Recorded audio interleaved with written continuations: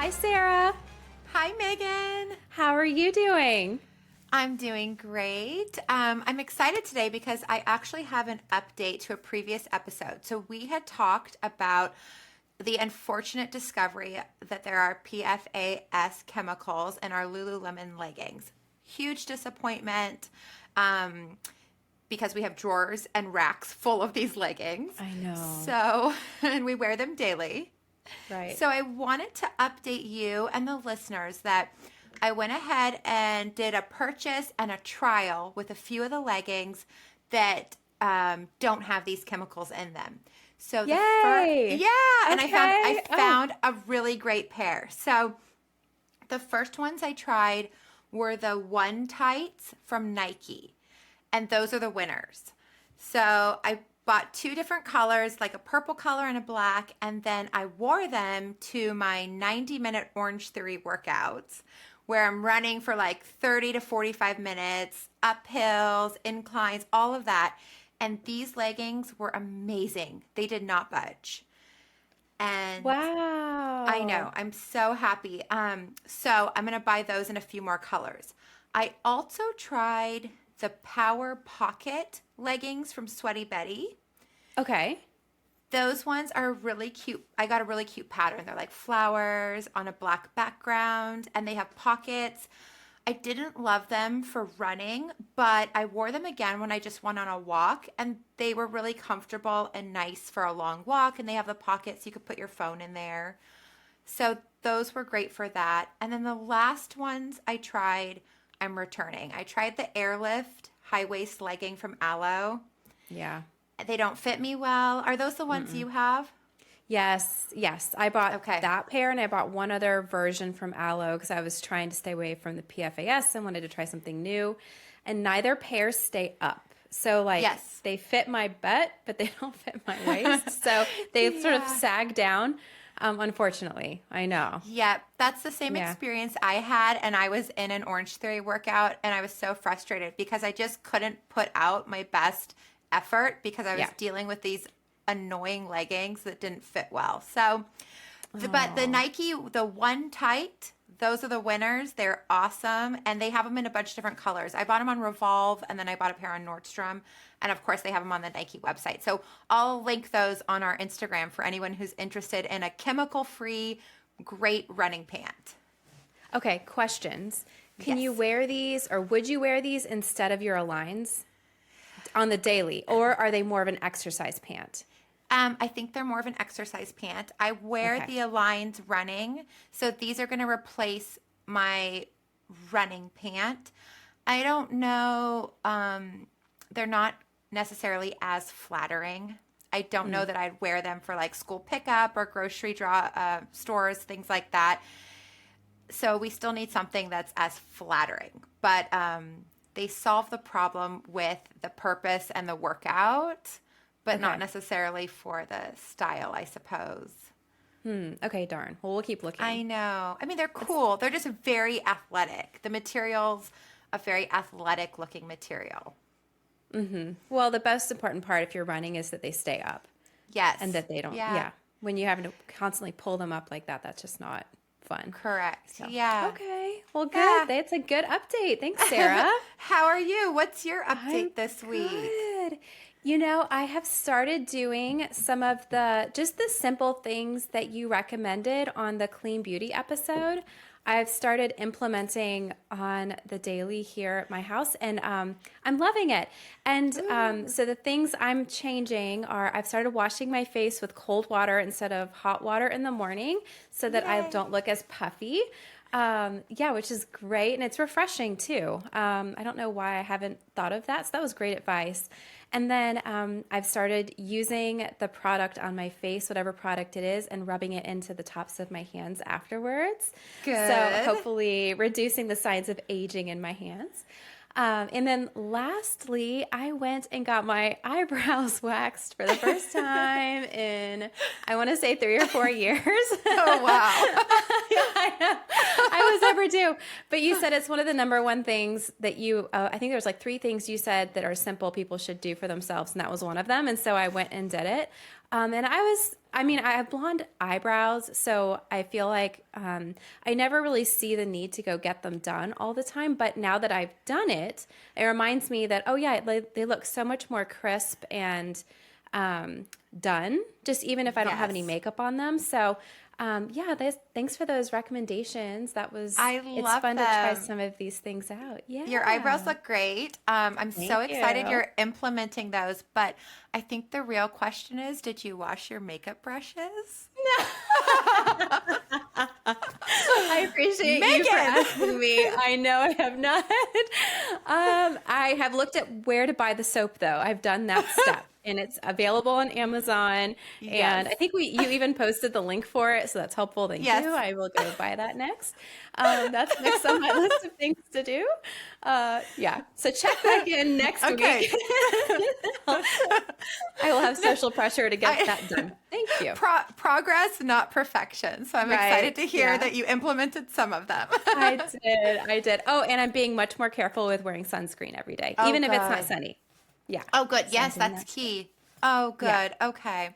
Oh, Yeah. well, welcome everyone to Platinum Perspective, the podcast about beauty, travel, luxury, and more. I'm your co host, Sarah. And I'm Megan. Sarah and I are best friends who put the work in to get the most out of life so you don't have to.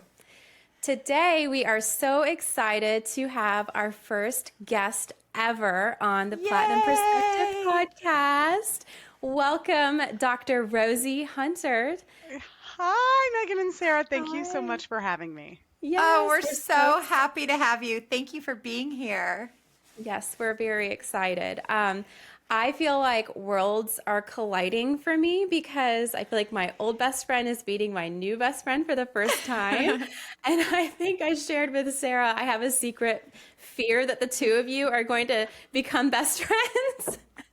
And leave me in the dust. You both are just so magnetic, and I think this is going to be a lot of fun. Rosie and I went to grad school together at Florida State University. And she was 1 year ahead of me in the clinical psychology program there. And we became best friends at a really difficult time in my life. So I had just gone through a significant transition where my major professor left the field. He didn't just leave our university, he left the whole field. And for anybody who's in academia, that's pretty traumatizing because you sort of have a lineage and that's who you were mentored by and that means something. And this guy just like flew the coop and he left. And so it was a big transition for me in grad school. And then I also went through a big breakup at that point and yeah, just like sort of restarted everything and realized I'm sort of out here on my own. I'm going to make it by myself. And I became best friends with Rosie at this point because our offices were in the same cubicle space. And so Florida State had just built this big, beautiful building for us, and it was state of the art, gorgeous. And Rosie and I had floor to ceiling windows out the back of our office. And so we just started talking one day after we got put in the same area and just realized we have so much in common. She was so much fun. And yeah, became best friends ever since then. So Rosie is an amazing friend. And on top of that, she's freaking brilliant. And she has such an amazing background and education. So Rosie was studying anxiety at Florida State University, and that was her expertise. And I was studying people actually who had no anxiety. I was studying psychopaths. Thought they So- were people. Do people like that exist? I would argue not many. yeah, not too many. There's many more people for the anxiety clinics than the ones that I was trying to get. I was trying to get people who don't get stressed out. It wasn't a good business choice, I Megan. know, yeah. It wasn't.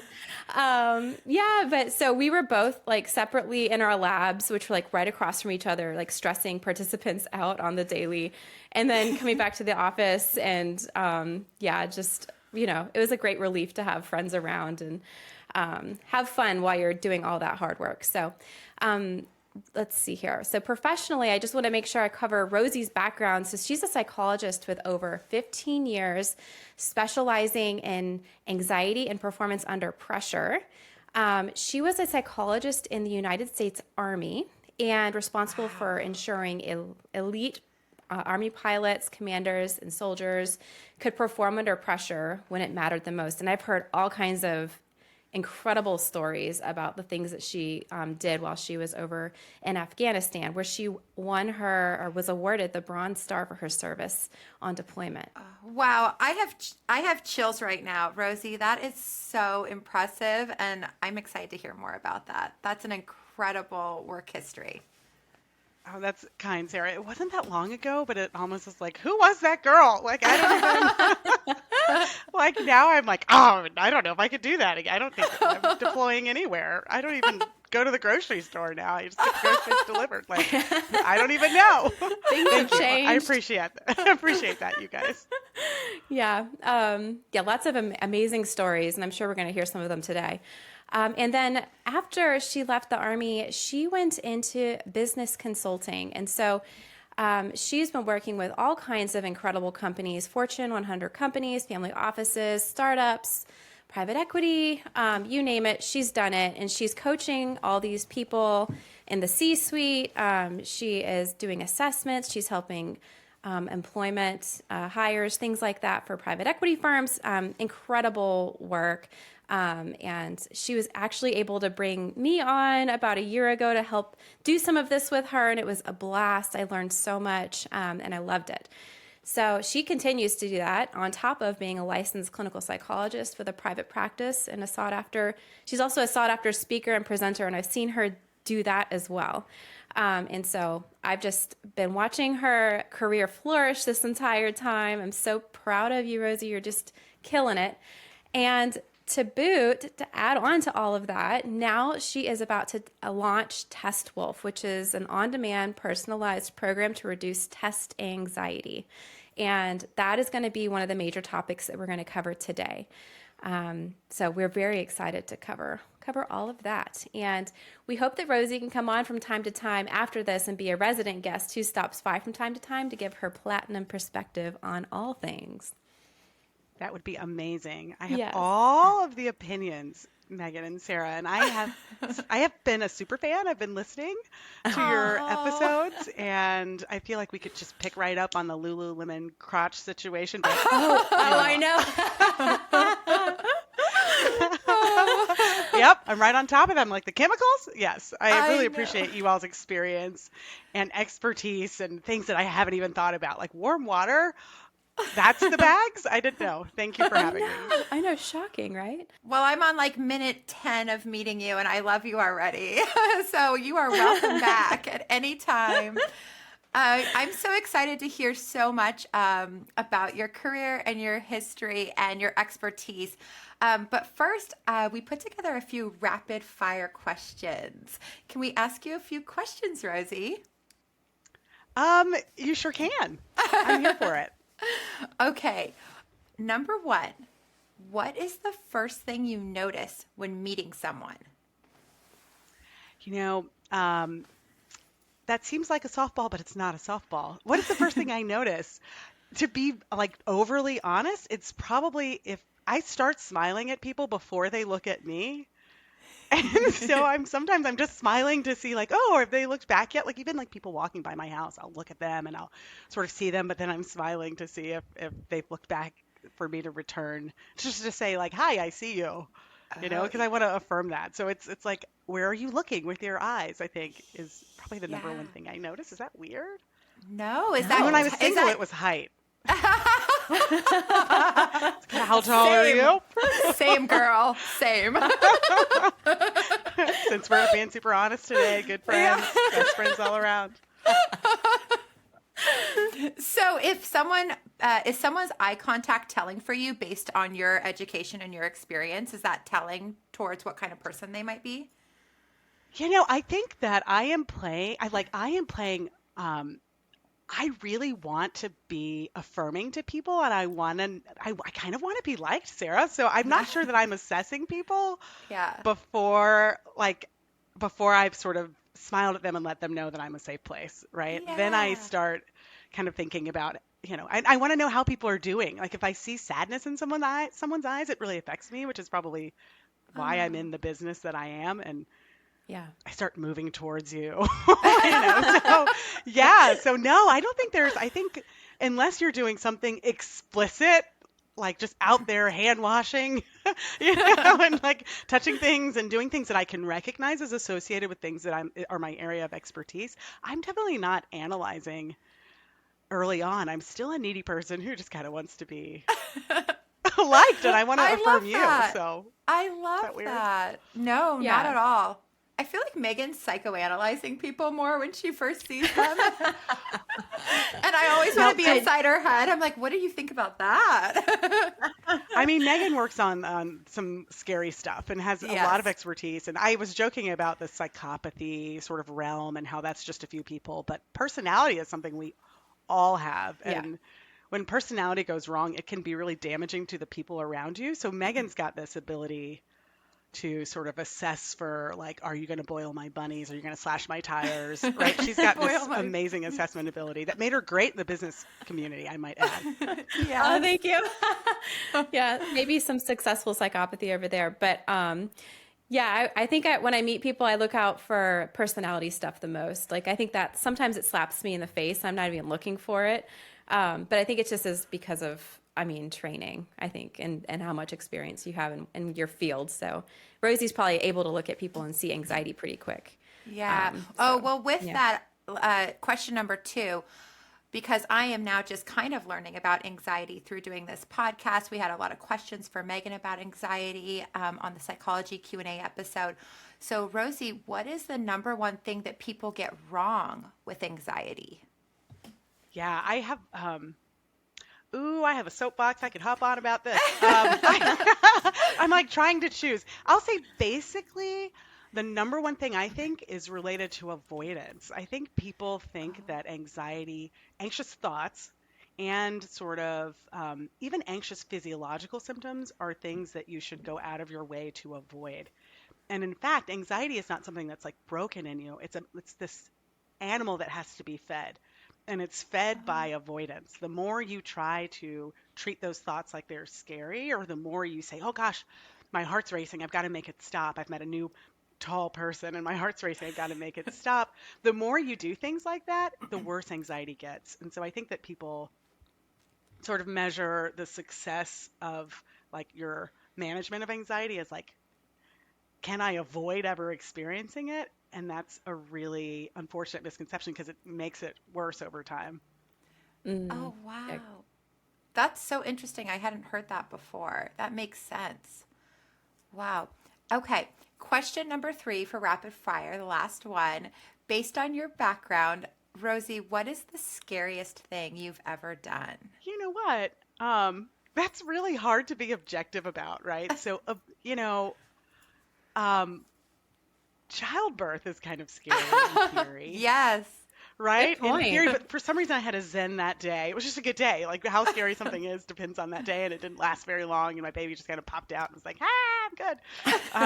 Like it's in like 6 hours. Like she's just like, "Hi," and I had an epidural, so I'm not going to put that up there. I mean, objectively, I have flown helicopters in combat, right? And Wow. so that was um, it was scary. It's not just scary because of, that you're far from home, and that like as a woman, if a helicopter goes down in Afghanistan, you've got problems, right? Full stop.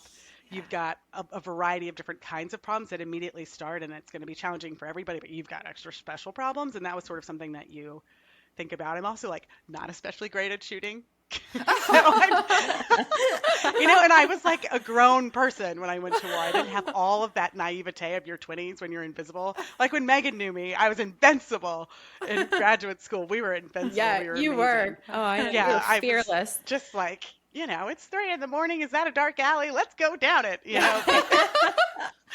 I went to Afghanistan, I wasn't really like that. And so it's not just the sort of reality of it, but there's all these kinds of physiological, like the helicopters banking and twisting and turning, or airplanes that are trying to do combat landing. So your body can physically feel it trying to avoid the danger in some kind of crazy way. And there's Wow. like some grown man near you throwing up always. At Oh, war. gosh. Like always, Wow. especially in those physiological kind of distress situations. And so,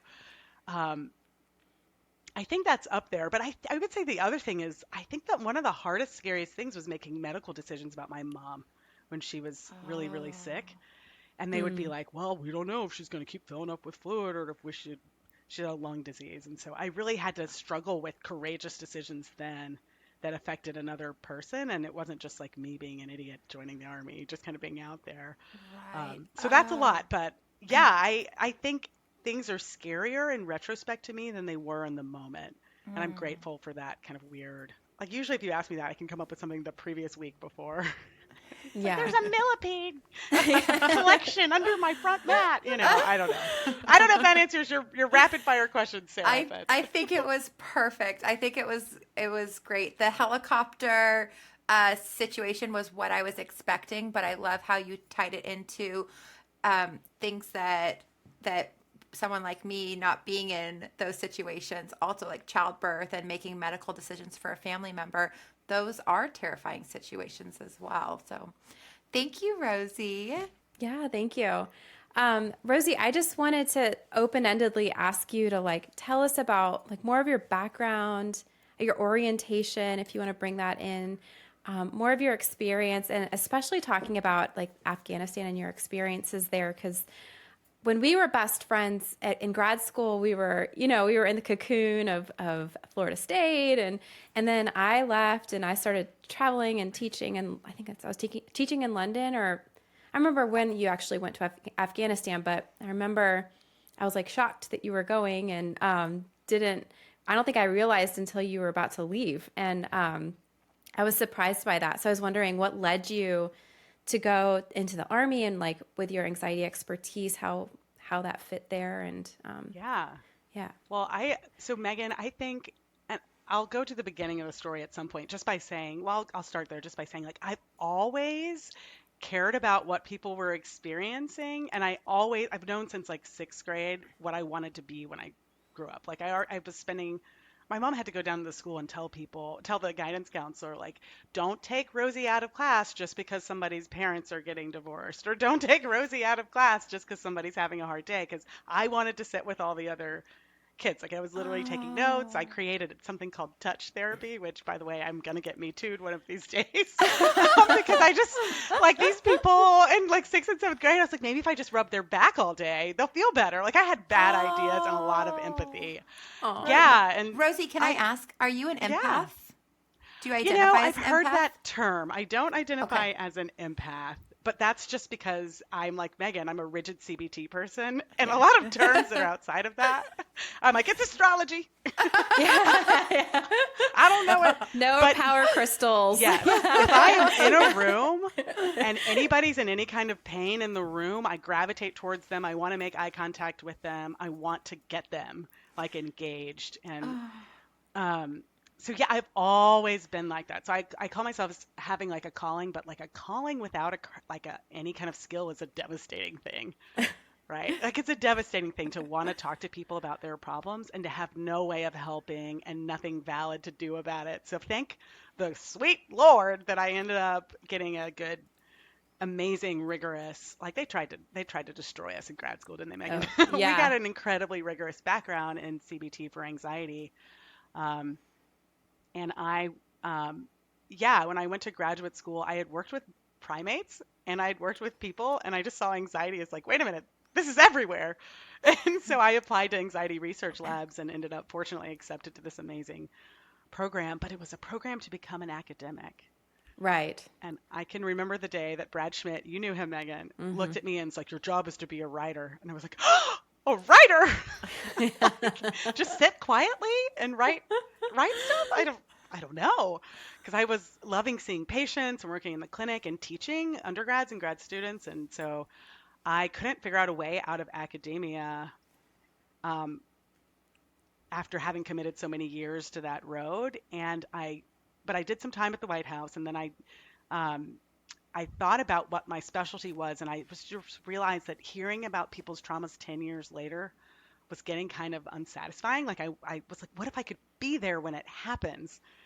And to be honest, yeah, so that's how I That's ended up in the Army. fascinating. Yeah. Just thinking, first of all, I love government and I love diverse groups, like just groups. I like going to the DMV. I'm that girl. Like, because there's like, you go to the DMV and gosh. it's like every swath of society, like everybody's there together and you're sitting and you're waiting. And I was like, this is so cool. Like, when in that person's life would they ever be sitting next to this other person? That was So, actually one of my favorite things in grad school was we had the floor to see. I was thinking about those windows. I was like, where am I going to go with this? But we commented on everybody we saw and everything we saw outside all the time because we had this great view to the baseball field and the parking garage. So we saw everybody coming and going.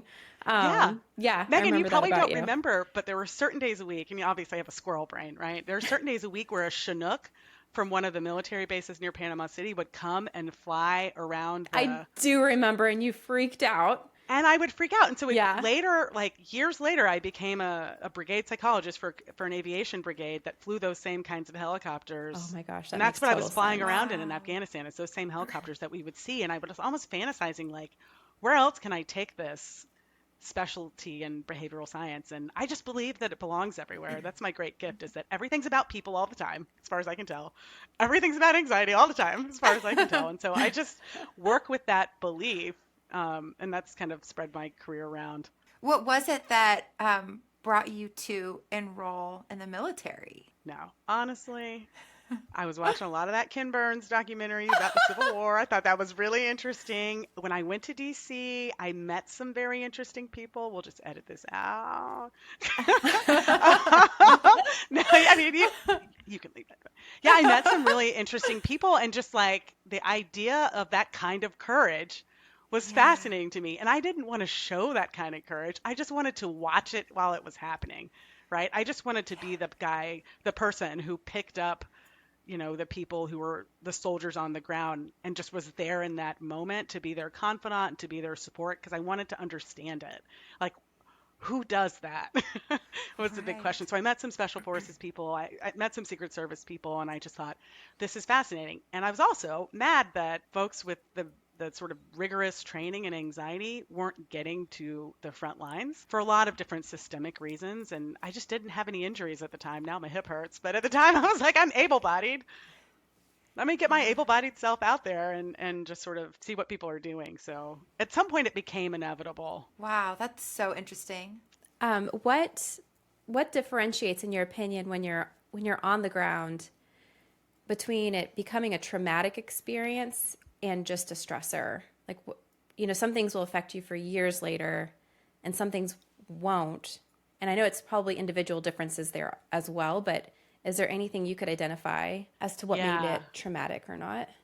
Yeah. This is, I've thought a lot about how to respect the stories of the people that I sort of watched and shared there. So I'll try to share this in a way that is going to seem a little bit like kind of vague, but this is an example that comes to mind. So there was, some folks that I was, that called me out one day and said that there had been a death. One of the Army guards folks from Utah had been shot in the head, and our people had picked him up, and the people who picked him up were my people, the medevac people, and they were having a really hard time with it. So I sat down and did something called traumatic event management with them, where I started talking through kind of what happened. And in that moment, these people are so busy taking responsibility for everything that happens, right? That they knew that this person was deceased by the time they got to him, but their brain said, you should have done something about it, right? And sort of, you could see that even this had happened 12 hours before, like they were really struggling with guilt and shame about being proximal to that trauma. And that's the kind of thing that takes regular old trauma into the world of PTSD, right? That kind of like your brain says that's something that cannot have happened. So I'm going to create all this vigilance. I'm going to create all of this storytelling, all of this guilt to make kind of like undo it, right? And that takes something like really scary that happens at war and makes it into trauma that is sort of impairing. But the great thing is if you're there, you can sort of say, don't get that knot stuck in your brain and in your story in that way. You can just sort of gently encourage the person not to get fixated on that part of it. Wow. So your purpose there was to, as soon as something was happening that you could see would potentially lead to PTSD, you were able to have strategies to help them so that when they returned home, they could have a better quality of life having been dealt with such difficult traumatic events. Yes, that was, and once you Okay. get Wow. the confidence of a commander, then you can know when stuff is about to pop off somewhere, and you can be as an asset pre-positioned there. So if I knew that our folks down in Kandahar were going to have a really intense week of missions, then they could load me up from where I was hanging out in Bagram. I could ride one of these horrific Air Force flights with people vomiting down to Kandahar and spend a week there just waiting for folks in need. But the other important thing is like these are like 20 something kids. Like most of the kids in the Army Yeah. aren't like pilots and sort of our elite special forces guys. They are just regular kids from all over America trying to figure out how to deal with their partner at home going out and posting it on Facebook, right? They're trying to deal with the Oh. Snapchat from all of their friends who are, it's like they got married at 20, they got 3 kids, and their wife's got a hot new dress and a new friend right at home. And those Oh. kinds of Oh, challenges were just as goodness. scary.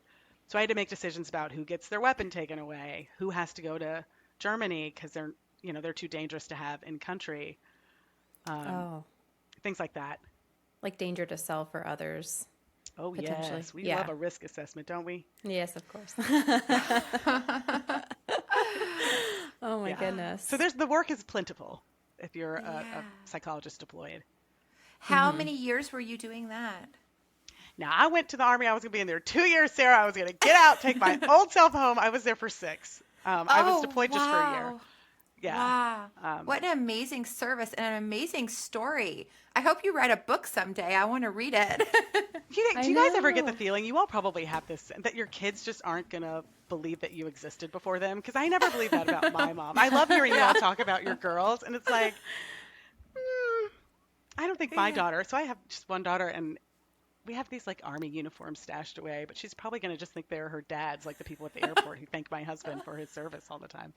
Like, I don't Oh. know.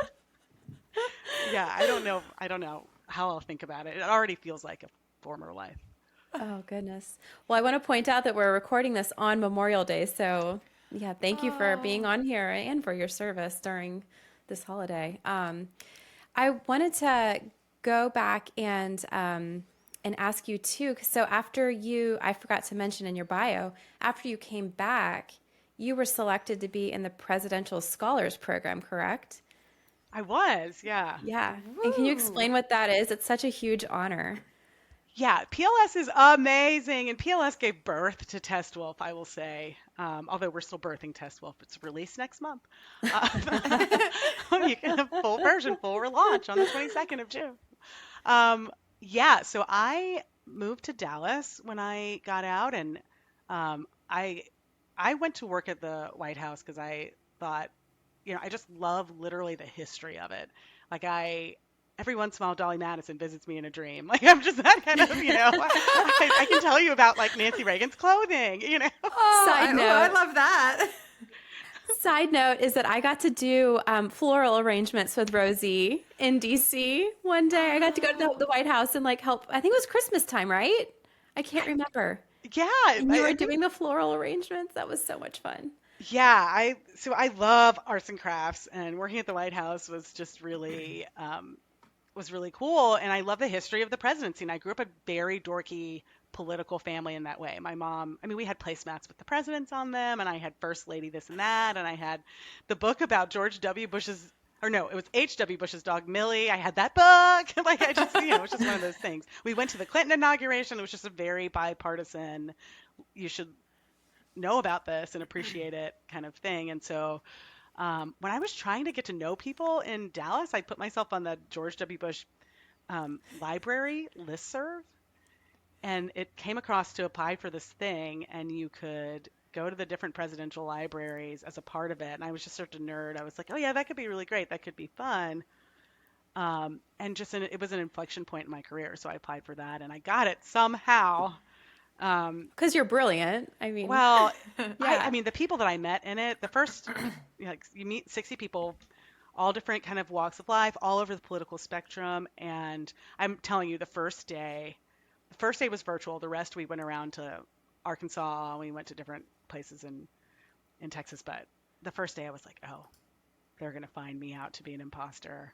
And I don't have anything to offer to this group. These people are brilliant. Like, I was like, I don't know what I'm doing here. And then I just realized that I could keep everybody together and I could come up with like, on some days we're going to wear red in honor of Nancy Reagan, and on some days we're going to wear blue floral in honor of Lady Bird Johnson. I just became that person in the group, and they just embraced me and really encouraged me, and it has been amazing. The applications are open now, ladies. PLS. Oh, that's so cool. I've actually looked at the application and thought that looks like fun. I would have to think of what my project would be. Yeah, my Yeah. project was this grandiose. I'm going to save the world from anxiety. It was the same sort of scree I went on when I applied for my White House internship in 2011 timeframe. And so, yeah, in PLS, it shaped up into Test Wolf as a way of getting people at a time that a lot of us go through introduced to what works for anxiety. Um, and then knowing that as they continue in their lives, right? So finding people at a young age, grad school, undergrad, trying to get into college, and using that as sort of the entry, and all of that crystallized in the challenges they put you through in PLS to have an idea that is workable as a leader that makes societal change. So Oh, I love that. Your initial idea was sort of like CBT for all, and this is sort of a way to disseminate, right, in a broad way, the steps for people yes. to follow.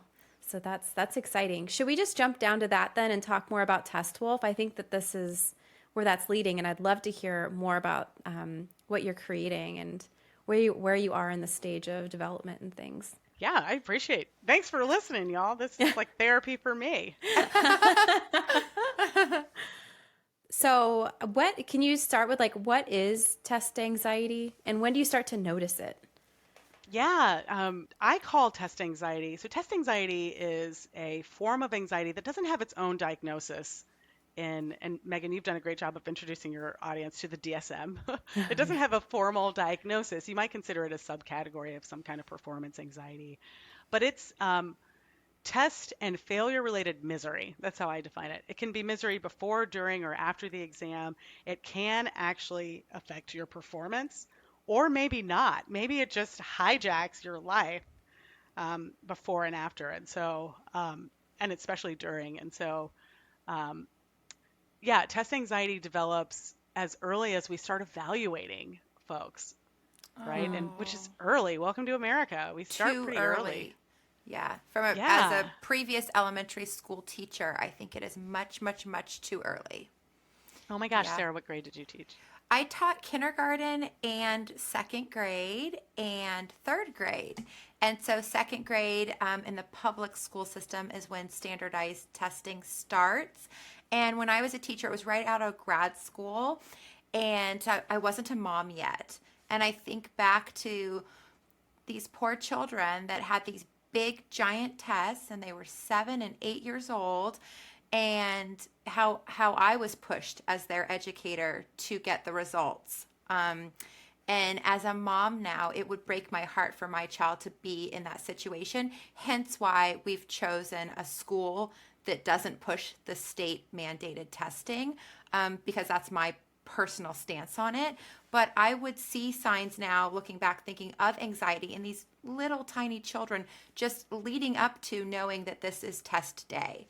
And I wasn't educated in how to handle it. I didn't go through any type of education. Having a master's in education, you would think that that would have been covered, and it wasn't.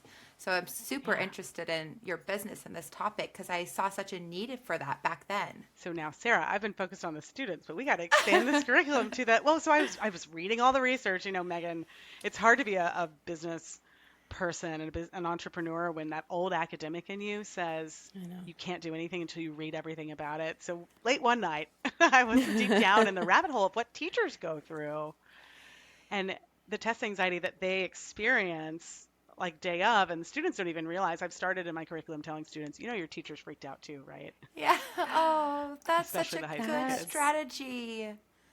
Well, and that actually, like when you're running an experiment, there's like experimenter bias. So I would imagine that that also applies to the situation where the anxiety of the teacher rubs off on the children, right? Like Yes. that's why. So in psychology, when you run a study, you never know who has been assigned to treatment or placebo, and that's because you as the experimenter can't know without projecting that in some way to the participants. And the same What would a be true for teachers and students, I would imagine. That's a really fascinating like description of that, like sort of parallel to that. Um, Yeah. laboratory parallel. Okay, Yeah. research. Okay, Berkeley. I Yeah. know, right? Sorry, my mind always goes Yeah, that I was way. like, okay, that's the analog. That's Yeah. fascinating. Okay. Yeah. Yeah. So Yeah. I mean, one of the things that, oh, you guys, tell me what you think about this. Can I test out something I'm thinking Yes. about on Go you? ahead. Yeah, go Yes, ahead. yes. Okay.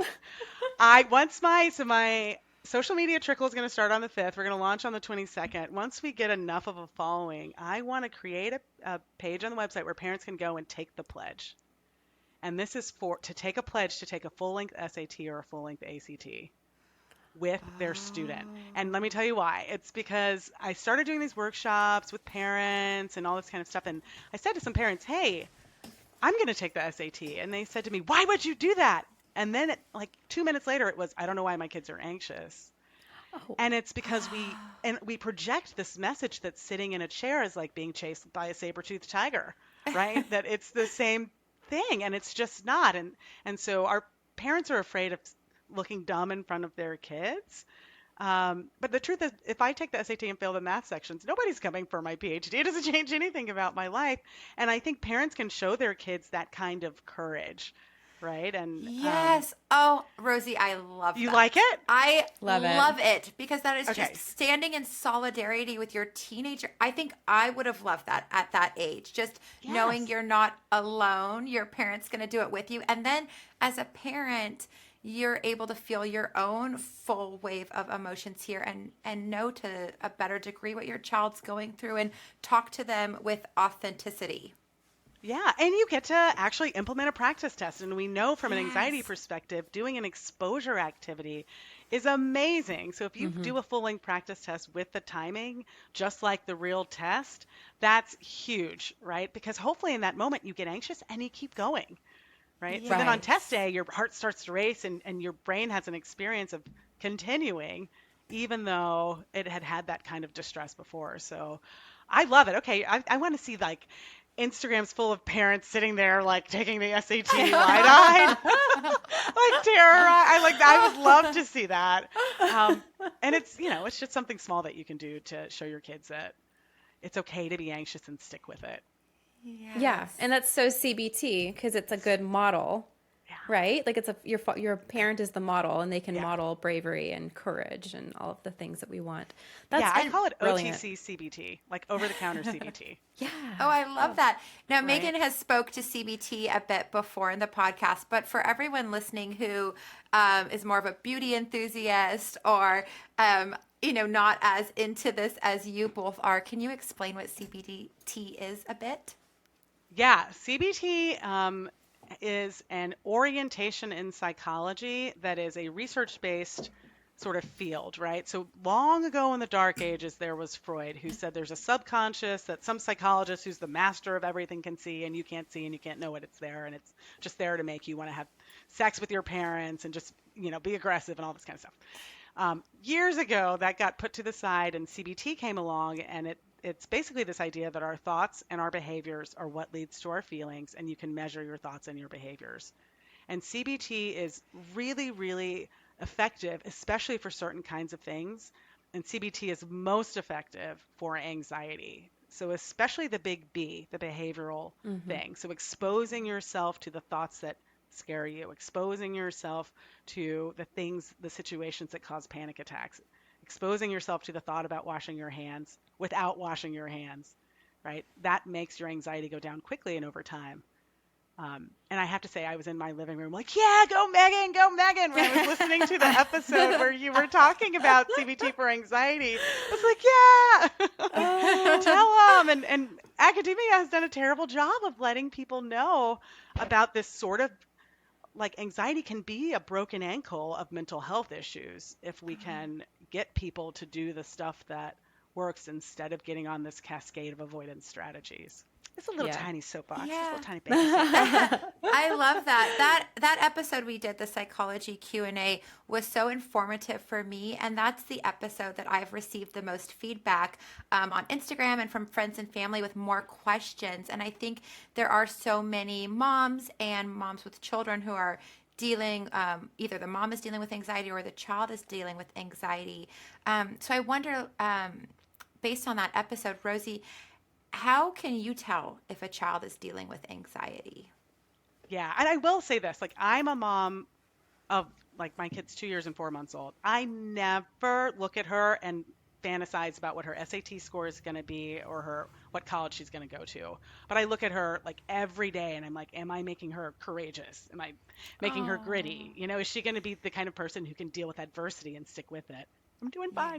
fine. Like I wonder that all the time. And so, yeah, as a mom, you're looking for those signs that mean you need to make an adjustment and sort of support a kid. And I think, avoidance is the hallmark of anxiety. If your kid one day is like, I'm tired, I don't want to go to the park, that's not a big deal. But if it's always something, right? If it's, I don't want to go to the park because it's 1 degree over 70 degrees. I don't want to go to the park because so and so's sister's neighbor's cousin's dog was there 3 weeks ago. I don't want to go to the park, right? If there's a lot of avoidance related sort of storytelling, then I think that's when you sort of start to see anxiety is on board, right? And if, there's so many different euphemisms for anxiety, and you realize that your kid has their own. So maybe when your kid says, I'm scared, they're not really, my kid says, I'm scared now. It's just because I don't know why she's like, but she's kidding. But, when she's older, she might say, oh, that makes me nervous, right? Or that person makes me nervous. And I'm going to have to listen for the words she uses that might be different for the words that mommy uses, right? And like even behaviorally, you can know what kind of things would you be looking like. I know one I look for is like eye contact. Is there other things that you notice that you Yeah. can see? I think compensatory behaviors, right? If your kid is doing something that you might consider self-soothing, all of our kids do something related to self-soothing. Like my kid has this little American Girl doll dog that she drags around, and if she's in a certain mood, she wants to watch Coco Melon as like almost a self-soothing kind of behavior. But if in order to sort of correct for when they feel bad, there's some kind of avoidance strategy that starts to come up, and there's sort of this like really big effort to avoid feeling distressed about things that aren't dangerous, right? So, for example, if your kid has to go to play soccer, right, and they don't score a point that game, and then they don't ever want to see the team, they don't want you to go to the games because they might not score, they don't, but you have to remind them, hey, you're not a pro athlete, right? Like you can score no points the entire time, and it's gonna be okay. And then you want to see if there's some storytelling about, well, if I feel embarrassed, I have to go to great lengths to never feel embarrassed, right? So and I want to just plug the Yale Child Study Center because they do some amazing work on anxiety in kids, and they have treatments that the kids never have to meet the therapist, and those are the most valid treatments for anxiety these days because you can say to that kid, it's okay to feel anxious. I believe you can keep going to soccer practice, Okay. right? Oh, wow. So if the therapist is never meeting the child, the therapist is working with the parents? Yes, because the accommodation behaviors that make avoidance continue, that's what makes the anxiety get worse. So they Okay. can Let's teach you repeat to that. The accommodations that we make are what continue. We as what makes the parents. anxiety continue. Yeah. That's If your kid starts fascinating. getting freaked out Right. about showering by themselves and you just say, oh, well, don't take a shower today, don't take a shower the next day, or I'll sit with you the whole day. Oh. Both of those are likely to make the anxiety increase. But if you say, I'm going to sit with you this time, but I think you can hang in there. I know you're scared, so I'm going to sit with you for 5 minutes, and then tomorrow I'm going to sit with you for 4 minutes. And you tell them ahead of time you're going to do this, and it's because you think that they can hang in there Wow. even though they're scared. That's going to be the most efficacious thing that you can do as a parent. So educating Wow. parents about the difference is what really affects a kid's anxiety, not them going to play therapy. All due respect. Right. Wow. Okay, this Yeah. is great to hear. So, if you're noticing signs of anxiety in your child, the first step for that parent is to maybe get some therapy for themselves. Yeah, I mean, the first step is going to be watch it, right? Like Yeah. Okay. if it's kids are weird, dude. Like the things that you go through in childhood. I can't even. My best friend reminds me of one of my best friends. My friend Pamela from like sixth grade reminds me of all the random stuff that I was like obsessed with for like 2 weeks. Like that's so scary, and just kind of goes away just as fast as it comes, right? But if you really like, parents can trust their instincts. If you're, especially us, moms that are laser focused and paying a lot of attention, if your brain says something's up, but I don't really understand what it is, then follow that instinct. And there's even like books that you can start to read about it. I think there's one, Breaking Free of Child Anxiety and OCD. Great book. um, and just starting to read a little bit and get a theory. And even when you work with kid therapists, and Megan is one, I've spent my life not trying to work with kids until now I love working with this tense folks because these folks are a little older. But with little baby kids, I think you have to do a lot of like start taking notes, right? What are the things that make them avoid soccer practice? What are the things, when are the days when the thunder somehow seems really scary? Like try to just observe as much as you can. True. I Like think even that's just like a first. diary, right? Yeah. To keep a diary of what you did that day, what things you noticed. And you Doesn't can, have to be perfect. Yeah. yeah, Just some that's good. notes. And then when you go to a therapist, you're armed with your theory or just your sort of data, right? Right. Yeah. And I've learned from Megan that when there's something like that with a child, for the mother to assume, how did you phrase it to me, Megan? Like for the parent to assume the correct outcome or the desired outcome. Oh, is this a summa virtue? Yes, Oh. yes. So for the parent to, you speak to it. You spoke to it so Yeah. Well, eloquently, and it helped me personally. so this is a quote that came from one of our supervisors. So Rosie knows this one too, It's the but first day of grad school. I know we have to memorize it. A summa virtue for use can almost change the stamp of nature. Yeah. And it's the idea. So yeah, if you as the parent, I think this pertains more to like if you are nervous about something yourself, assume that you are not and act as though you aren't. And then over time through doing something like that and just like if you're nervous about public speaking, I remember when I started teaching for the first time, like I was so nervous about it. And this quote was just in my head every single day. And over time, I stopped even like preparing for lectures. I mean, I got so used to being there and in front of people, it didn't matter anymore. But I had to actually do it repeatedly in order for that anxiety to go away. And so I love this because if we can assume a virtue like being courageous or being brave ourselves, that can also be a really good model for our kids. And them, like Rosie's saying, doing the actual behavior that they're afraid of, that's actually like the most beneficial thing you can do. Because you can do talk therapy all day. Like I've done CBT and really stuck on the C part, the cognitive Yes. part for too long. And it doesn't help people with anxiety. I mean, it does. You can talk about it. And we can challenge those thoughts. But until you actually do the thing you're afraid of doing, you're not going to see significant changes. So I think that's why I'm so behavioral. And I think Rosie is too. So Yeah, the I C love is the that. thing that gives you yeah. the so that you're armed with the tool when you go, and the Yeah. cognitive part gets you armed with the tools that you need to talk back to the anxiety when you're actually doing the thing, Yeah. right? It's like the gateway into the thing that really does the thing. Yeah. But then when you measure like what you call like subjective units of distress or SUDS, like you'll say like 1 to 100, how nervous were you to go into that social situation? And they'll start out with like an 80, like it's really high. And then the next time it'll go to a 60 and the next time it'll go to a 40. So it goes down over time by doing it. But yeah, Rosie's right. Having the cognitive restructuring component at the ready when you're in the situation is what helps arm you in the moment. Sarah So feels like she just dropped into a dark hole of jargon.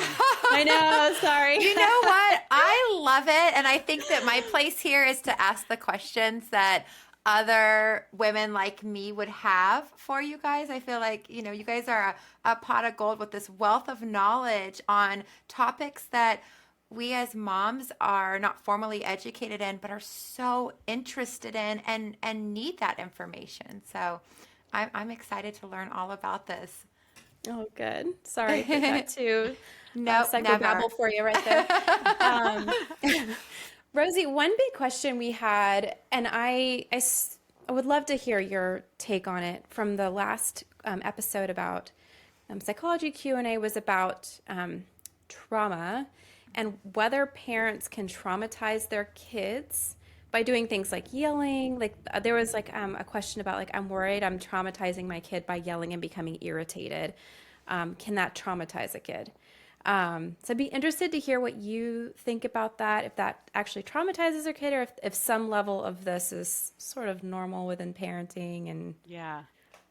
So I'm gonna, this is interesting, right? Because I actually think that I'm gonna get out of this question by moving away from the term trauma, because this is, I mean, this is honestly just something I've been thinking about a lot as a mom. Like, I want to model good distress tolerance for my Mhm. kid. I want to model calm under pressure. I want to model never giving away dignity, the ability to be someone who is respecting others. And I want to model like the higher your frustration tolerance can be in life, the longer you can stick in things like academic things that are frustrating, conversations that are frustrating, the more you can be strategic in those situations, personal belief, um, probably some research behind that. But I'm thinking a little bit like sort of modeling distress tolerance, right? Mhm. So when you're yelling um, for reasons other than like somebody's far away from you, you're sort of saying, in this moment, my composure is lost, and here's why. And I think it's fair to do, because obviously we all lose our composure, and you don't want to pretend to be perfect in front of your kid, but then you do have to undo that in some way, right? You then have to say, you don't want to blame the kid, right? You made me yell at you, because then what kind of relationship is that kid going to be in, right? But you want to say, oh, mommy was very frustrated, right? Name what it is, like, and take responsibility for it. Because I'm just like, really, like right now, I'm just kind of terrified. I think about these cycles of domestic abuse and how at some point there's always some kind of rationale for why somebody yelled at you or grabbed you or hurt you in some way. And so I don't even think about it as traumatizing kid. I think it's just like teaching them about being able to manage distress kind of well. And actually, so this is the kind of creepy parent I am. I like to get quieter and go, Eleanor, sit down. Because I think because I'm a loud person Oh, already. Like I'm so loud yeah. already. And I'm busy yelling for fun all the time. So actually, it doesn't make sense for me to go up. Yeah.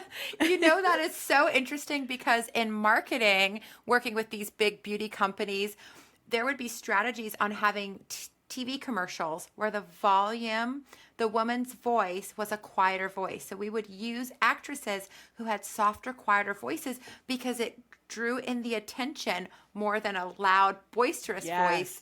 to get the attention on the commercial.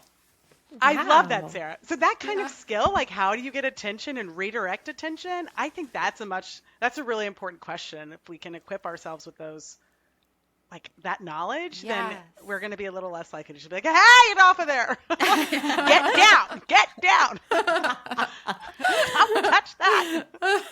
Just be really Oh quiet. boy. Get Yeah, down. yeah.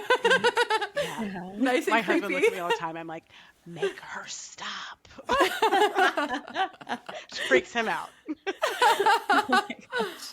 Oh. Oh. Well, this Um, is some really great advice. I think it answers a lot of questions that we had on that previous episode.